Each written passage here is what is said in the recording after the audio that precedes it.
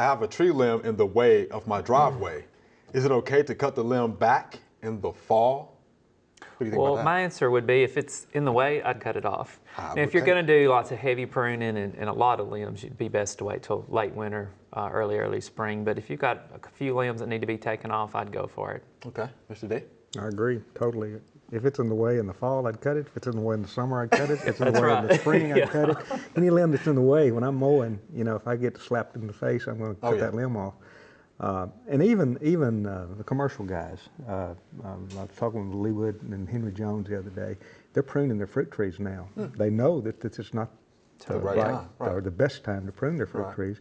But if you've got to do it, and you've Yeah. got that many acres of fruit trees, I mean, if they wait until March the 15th to start pruning, they won't finish until August. And so I mean, you do what you got to do, and the plants have a way of compensating. I agree. And they're pretty tough.